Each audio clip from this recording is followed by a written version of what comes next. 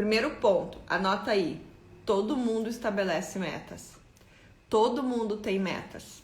E aí, assim, eu tô falando desde o atleta.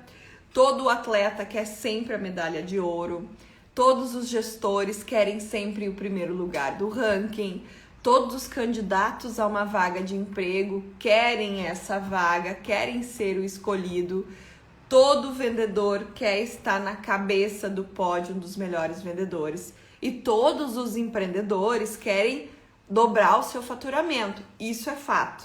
Até aí, então, tudo bem. Todos temos metas. Sabendo disso, que todo mundo tem metas, fica muito fácil para a gente entender que a diferença que existe entre quem bate meta e quem não bate meta não é o estabelecimento delas, né?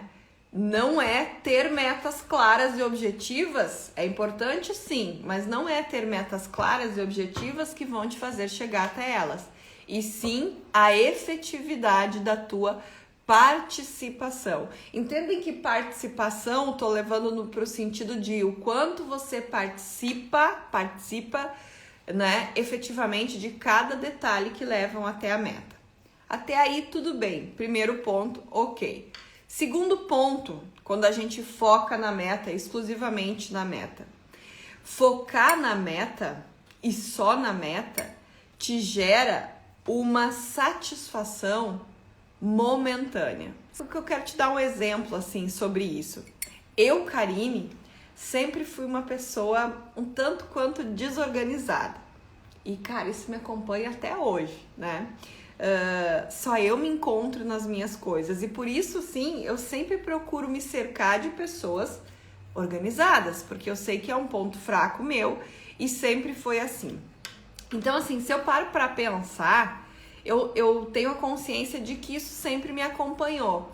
Quando eu era adolescente, assim, gente, o meu quarto, quando eu morava em casa, sempre foi um problema para mim. E um problema para mim e para minha mãe, porque a minha mãe era sempre foi uma pessoa extremamente organizada. Então, assim, de vez em quando a mãe queria me dar um puxão de orelha, né, me botar nos eixos, ela me colocava para arrumar o quarto. Me dava essa meta, organizar o meu quarto. Dada essa meta, né, pela minha mãe, eu ia lá e arrumava o meu quarto. E eu vou dizer para vocês que às vezes, bem poucas vezes, mas algumas vezes eu até me sentia motivada e tal, e às vezes até para agradar ela, eu ia lá e mesmo antes dela dar a meta, eu arrumava o meu quarto. Me sentia mais disposta e tal, acabava arrumando o meu quarto. O que acontecia? Quando eu estava motivada para arrumar o meu quarto, em uma hora, esse assunto, essa meta, ela estava batida. Meu quarto estava impecável. O detalhe é que esse resultado, essa satisfação de organização, ela era momentânea. Porque eu mesmo tendo arrumado meu quarto, eu continuava fazendo as mesmas coisas, tendo os mesmos hábitos. E com a mesma rapidez que eu arrumava, eu desarrumava. E logo meu quarto já estava um caos de novo. E aí quando meu quarto estava um caos de novo, o que acontecia? Eu esperava por uma nova onda de motivação ou outro puxão de orelha da minha mãe para novamente arrumar o meu quarto e sentir aquela sensação de quarto arrumado. E aí o que acontece? Quando a gente foca exclusivamente na meta, e a meta aqui que eu tô fazendo essa analogia para vocês era arrumar o quarto, a gente vive uma vida inteira, e muita gente faz isso, se comportando assim, esperando uma onda de motivação ou um puxão de orelha ou uma pressão para a gente realmente entrar em ação e bater essa meta. Né? E o que acontece? A partir do momento que eu arrumava o meu quarto para bater a meta dada pela minha mãe, eu acabava única e exclusivamente me preocupando, como que eu vou dizer assim para vocês, sempre com o efeito da desorganização e não com a causa. Então o que acontecia? Organizando o quarto sem entender de fato por que tamanha bagunça, a sensação de organização era momentânea e logo, rapidamente, a desorganização voltava e ela era sempre constante. Ou seja, o que eu tô querendo dizer para vocês? Realizar uma meta, bater um objetivo, um mês, ou porque você teve uma onda de motivação, ou porque você teve uma pressão, resolve o teu problema e a tua vida só naquele momento, só naquele mês, única e exclusivamente naquele mês. Então, esse é o ponto que eu quero chegar aqui, nesse primeiro ponto. Se você quer realmente mudar os teus resultados, né, mudar algumas coisas que estão acontecendo aí, você precisa olhar fielmente, arduamente e estrategicamente para as coisas e para os pontos que te levam até a tua meta, e não para um número ou para uma meta batida. Faz sentido para vocês? Olhar para esses pontos e te fazer entender o que te levarão a bater a meta vai fazer toda a diferença. Toda a diferença. Lembrando do quarto, entendendo o porquê da bagunça, eu consigo manter o meu quarto organizado. E quando se fala em meta, isso é extremamente importante, certo? Então, segundo ponto é esse. Ajuste a sua participação em cada um dos pontos que te levam até a meta, sem olhar única e exclusivamente para a meta em si, para o número final. Isso vai fazer toda a diferença e não vai te dar uma única e exclusiva sensação momentânea quando você bater a meta. E 2, você, olhando para a sua participação, não vai precisar nem de ondas de motivação e nem de ondas de pressão exigidas por alguém para que você entre em ação para conseguir bater as suas metas, certo? Terceiro ponto, então, que eu quero tocar com vocês, que eu separei aqui para a gente conversar um pouquinho sobre metas. Quando eu olho só para a meta, e gente, isso é muito sério, quando eu olho só para a meta, olhar para a meta me impede e me limita a minha felicidade durante a minha trajetória. E essa é uma das principais, se não a principal armadilha de toda e qualquer meta. Quando eu a consigo, quando eu alcanço, sou feliz, porque sou competente.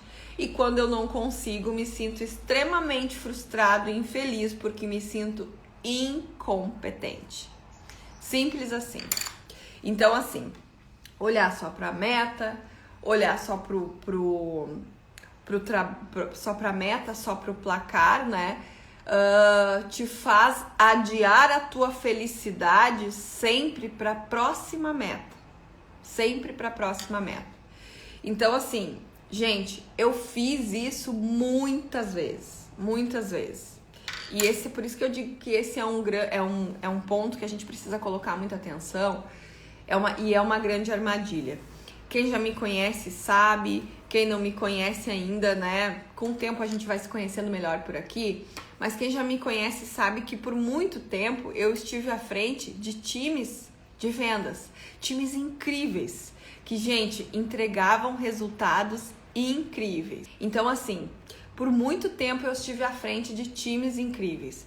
Eu, assim, estufo meu peito para dizer para vocês, os melhores vendedores, os melhores crediaristas, as melhores vitrinistas, índices de turnover muito interessante, abaixo do varejo. Vocês sabem que a minha experiência toda ela é construída em cima do varejo, né? Fechamentos muito interessantes de inventário e uma média de engajamento acima da curva, que sempre foi meu diferencial, vocês sabem disso. Ou seja, eu estive à frente de times extremamente incríveis, né? Claro, mérito meu e mérito das pessoas que estiveram comigo e que eu tive a sorte de encontrar e que se colocaram à disposição de se desenvolver, né? De buscar melhores resultados enquanto time. Então, assim, resultado de você ter um time extremamente engajado, índices satisfatórios e resultados constantes, certo?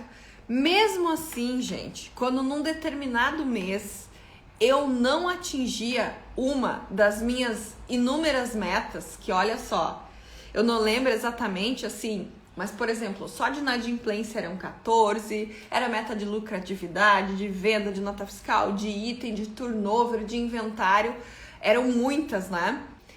E o que acontece? Quando, num determinado mês, mesmo tendo crescimento constante e índices satisfatórios, eu não batia uma meta, e muitas vezes não batia por razões que eu não controlava, eu me sentia extremamente incapaz. E o fato de focar única e exclusivamente no número final, na meta final, me levava para um conflito interno muito grande, que era mais ou menos assim: se eu consigo bater a meta esse mês, significa que sou boa e tenho um grande time. Se não consigo bater a meta, significa que não sou boa o suficiente e mais, que preciso mudar alguma coisa, que não tenho as melhores pessoas e que essas pessoas não são talvez boas o suficiente para estarem comigo. E isso me deixava num dilema constante. E viver assim, e quando a gente vive focado único e exclusivamente na meta, é assim que a gente pensa. Quando eu vivo assim,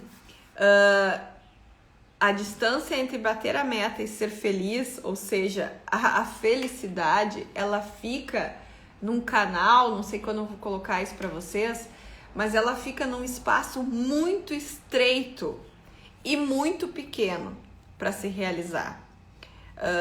Tipo assim, o espaço para felicidade é muito estreito quando a gente foca na meta e tem essa sensação de que se bater eu sou boa, se não bater eu sou insuficiente para essa atividade, para essa posição, enfim, para a entrega que as pessoas esperam e muitas vezes eu espero de mim também. Então, assim, nesse terceiro ponto que eu quero te dizer e quero te aconselhar é que, assim, chegar na felicidade, bater meta, assumindo uma postura de tudo ou nada é extremamente perigoso e não é nada prazeroso. Não há nada prazeroso a gente trabalhar assim. Então, por isso que a gente trabalhar uma meta com foco na nossa participação te permite ser feliz muito mais vezes e com muito mais facilidade. Você passa a comemorar pequenas etapas e pequenas conquistas do processo enquanto você vai executando. E isso te faz muito mais feliz, porque cada pequeno resultado gera uma pequena felicidade. E o resultado disso a gente já sabe. Então, resumindo, o terceiro ponto, não olhe para a meta assumindo uma postura de tudo ou nada. Isso deixa você muito longe da felicidade, não te faz curtir a trajetória, não te faz curtir o caminho até a meta. E isso é extremamente importante, principalmente quando você lidera pessoas. E quando você é empreendedor, autônomo também, porque você precisa dessas doses diárias de motivação para se manter firme aí no seu objetivo, certo? Último e quarto ponto, então, que eu queria tratar com vocês sobre metas é o seguinte: pensar única e exclusivamente em metas te impede de pensar a longo prazo. Quarto e último ponto, muito importante, agora meu papo é com você, empreendedor. Focar única e exclusivamente na meta te impede de pensar a longo prazo. Por que isso? Como isso? Eu quero te dar um exemplo muito pessoal meu aqui para a gente simplificar essa questão da gente pensar única e exclusivamente na meta. Quem já me conhece sabe, já compartilhei por aqui, quem ainda não sabe vai saber, mas eu fui bem gordinha, né? Venho de uma família de gordinhos, então assim, quando eu falo gordinho, eu não tô falando gordinho, eu tô falando gordinho mesmo, assim, fofinho, né? E aí o que acontece? Eu sempre tive uma coisa assim, eu quero, vou lá e faço. Quando eu decidi casar, quando eu marquei a data do meu casamento, eu pensei, eu quero casar magra. Fui na nutricionista, fiz o que precisava ser feito, ajustei a minha participação e casei magra, ok? Meta batida, tudo bem. Qual era a meta? Casar magra. 4 meses depois eu já estava engordando de novo. Até aí tudo bem. Quando eu me formei, foi a mesma coisa. Eu pensei, quer saber? Eu quero colar grau magra. Voltei na nutricionista de novo e, novamente, colei grau magra. Ajustei a participação, fiz o que precisava ser feito e lá estava eu no dia da minha colação com a minha meta batida e me sentindo muito bem, lembra? Satisfação momentânea da meta batida. Logo depois, eu comecei a engordar de novo, natural. Aí eu pensei, preciso emagrecer, vou na nutricionista de novo. Quando eu entrei na nutricionista pela terceira vez, ela disse, oi Karine, tudo bom? Que bom que você tá aqui e tal. E aí, qual é o evento? Gente, quando ela disse isso, me deu um choque assim, que foi a mesma coisa que me dá um tapa na cara. Porque naquele momento eu percebi que emagrecer não era pra mim, não era para cuidar da minha saúde, era simplesmente para mim ter a sensação momentânea de bater uma meta. Era pela meta, não era por mim, não era pela minha saúde. Ou seja, faz sentido para você que se eu estabeleço uma meta, eu penso a curto prazo e não a longo? E é por essa razão que muitas vezes a gente vê pessoas terem resultados extraordinários e depois voltarem ao estado de mediocridade, ou seja, voltarem a fazer parte da média, né, de pessoas que desempenham com média entrega. Por quê? Afinal de contas, já bateram a meta. E aí perde a graça. Perde a graça. Então, muito cuidado na hora de estipular as metas para que elas não te limitem a pensar a curto prazo, que era o que acontecia comigo. E aí acontece o efeito ioiô, né? Que mesmo falando de emagrecimento ou não, mas o que quer dizer isso? E dá para levar isso para o mundo dos negócios, o efeito ioiô é vai e volta, vai e volta. Quando a gente trabalha focado único e exclusivamente numa meta, a tendência é, quando a gente atinge elas, a gente relaxa. A gente relaxa. E aí, cintura fina era a grande motivação. Uma vez conquistada a cintura fina, não tinha mais razão. Ou seja, para que correr se eu já sou campeão? E é mais ou menos assim que acontece no nosso mindset quando focamos único e exclusivamente em bater uma meta sem pensar no que está por trás dessa meta, sem olhar, né, sem pensar a longo prazo no que a gente pode conquistar com essa meta, certo? Então, assim, bater uma meta, estipular uma meta e bater uma meta mensal, vamos trazer mensal, já que a gente está começando o mês, é a gente focar na meta, é a gente simplesmente focar em bater uma meta, aquela meta do mês.